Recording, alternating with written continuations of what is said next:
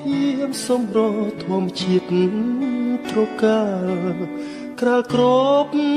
ដកដានដោយទឹកសន្សើរក្លិន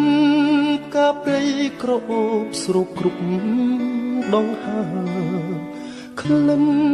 ផ្សះផ្សាសន្សើរបេះដូងសំភ័រស្រទន់មានលក្ខណៈកាអើយកាសូមសួននួនយល់បំ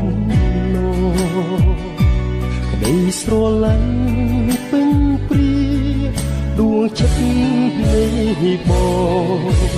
សូមធ្នមកាទាំងកូនក្នុងហារទីសែនស្នេហ៍បុផាខ្នងព្រៃកាមានន័យ